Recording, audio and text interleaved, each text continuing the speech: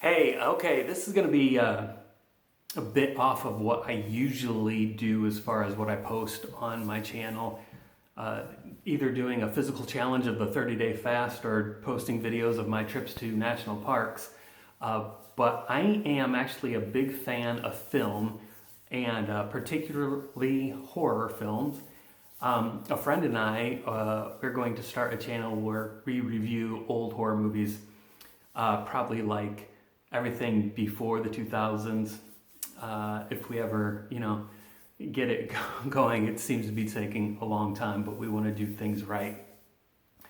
But I just got back, like literally 20 minutes ago, I got done watching a movie called Nefarious, an independent film, what some people would like to call a parallel economy, that came from, my apologies to those who actually created this film. In my head, I am connecting it to religious affiliation, also maybe conservative broadcasting affiliation. I haven't dug into it, so if I'm wrong, I'm sorry.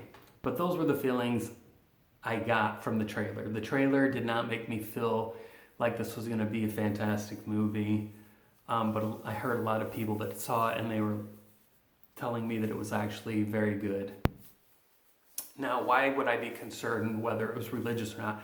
I grew up in a Christian home and I've always loved cinema and art, and I've always been extremely embarrassed of Christian art. For the most part, I don't want to blame the church, but the only thing I can think is that the church tends to make it seem that it's so important that everything you do screams Christ, that the message is the most important thing.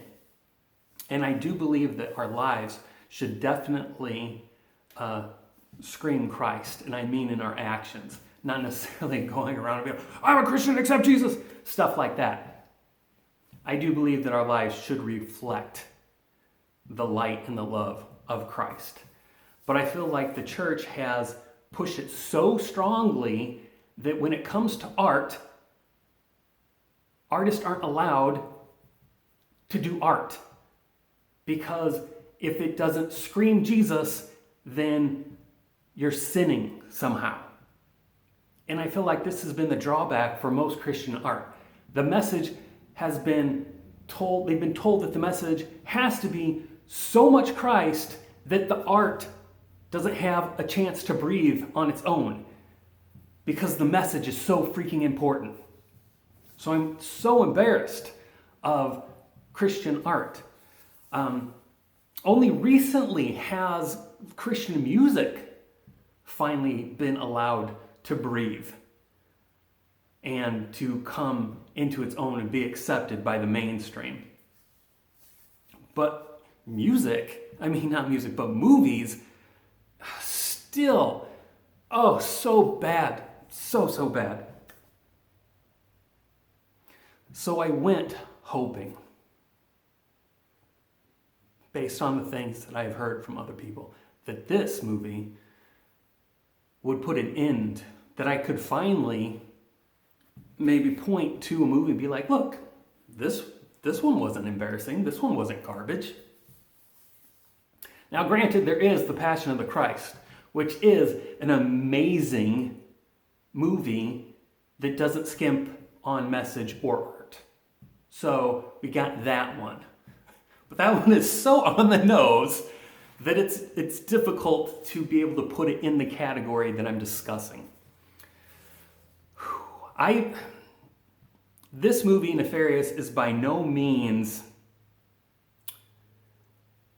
in the same league of, like, let's say the movie The Reconciler. And for those of you who know what I'm talking about, I'm sorry. But The Reconciler is like a perfect example of trash Christian movies. So this is by no means The Reconciler. And it's obvious that this movie was done with a budget. You could tell, I felt that you could tell that certain things were purposely chosen to hide a low budget, which is not a bad thing. I'm always like, work with what you've got. If you have this huge vision and you don't have the money to do it, but you still try to force it, then you end up really getting a bad product. So I say, release a product, the best product you can envision within the amount of money that you have. And I definitely feel that the filmmakers in this instant did that. Now the guy who plays Nefarious, I can't remember his name, Sean Patrick Flanagan, I think. I could be wrong, don't hate me. The guy from Boondock Saints. He also, I think, played young Indiana Jones, the young man, not the little kid. And I think he did a very good job. Christian movies, if that's what this is, I don't know, are not known for their acting. This guy did a very good job. Not gonna lie. There was a couple moments in the movie where I felt like things were said that were a little too on the nose, or felt a little preachy, where I was like, there you are. The message is too important to you. You got to throw that out there. But at the same time, based on what this is supposed to be, a guy who's trying to convince this doctor that he's demon possessed, you kind of got to forgive it, because there's going to be religious things involved in that. So overall, it was decent. Again, no reconciler.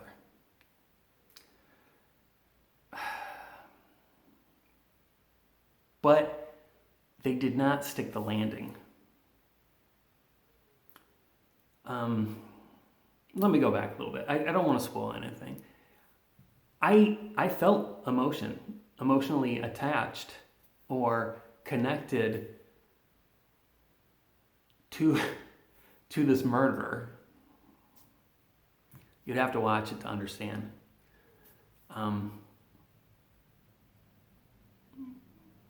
My heart went out to him based on the way the actor portrayed the situation. So they succeeded in that, in breaking my heart. But at the end, they do something that is just so, it ruined the whole movie. The whole movie ruined by like the last 5-10 minutes. I don't want to spoil anything, but it just, why? It was so stupid. It was like they made it through this whole movie without throwing the message in your face until the last 5-10 minutes. And I know, not with certainty, but I feel like somebody could argue and be like, this was not an altar call. They did not throw the message in your face because there was no come to Jesus moment. You are correct. There was not an actual, oh, Jesus, I believe in you now. Oh. But there was a toned down version of that where the might be an 11. This was like a 5, where at least somebody who was like a hardcore F Jesus was like, maybe it wasn't such a bad guy after all. So, but I still, for me, it didn't take away the embarrassment of Christian cinema. And again, I just want to keep saying this. I don't know if it was supposed to be. I don't want to push this on the filmmakers if that was not their point at all. My apologies go out to you, good people. But for the most part, you guys did a good job. But if it was, that ending, oh gosh, And it's like it can't be undone now. I wish there was a way that you could take all those reels back, cut off that ending, and send it back out and tell everybody, forget what you saw. That last part wasn't supposed to be there. Oh, I wish so badly. Do I recommend this film? I don't even know. It's less of a horror movie and more of a psychological thriller, maybe? I don't know. Anyway, that's where I'm at with it. I was telling, I went and saw this with my stepmom, and we were talking about it afterwards. And it's like Christian movies are like on a scale of like 1 to 10 are like 0, most of them. Again, Passion of the Christ being an exception. And I wasn't really a big fan of, again, forgive me, I don't remember. Is it called The Shack, guys? The Shed or The Shack? I don't know. Anyway, that one, at least the film quality was decent, but again, I was just like, Passion of the Christ, I literally would say on artistic message was like up there, like a 9 or 10. But most of them, base level is 0. So how does Nefarious stack up to 0?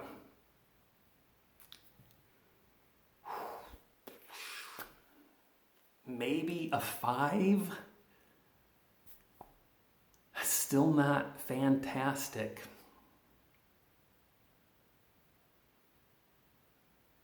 I don't know.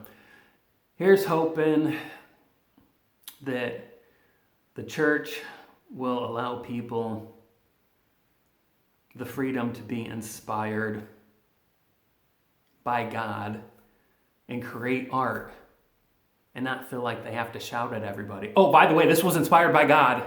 By the way, Jesus is the Son. By the way, Jesus died on the cross. I wish, just let them be able to make good art and then let their life speak. I do, though, think that parallel economy should be supported, because just as much as I hate the messaging in Christian movies because of the failure of being able to let the art show through, I think current Hollywood is failing miserably because they are focused on their own message. And you all know what that message is. And all the movies suck now because they're not focused on the art and the story and the writing. It's all about the message. So go see this movie, don't go see this movie, I don't know. I'm going to keep watching movies myself, and hopefully one day I won't be embarrassed of Christian movies. And maybe one day I can say, look at that. A Christian made that, and it doesn't suck. Here's hoping. See you on my next video, which is going to be part 2 or 3 of my Okefenokee canoe trip. Thanks for watching.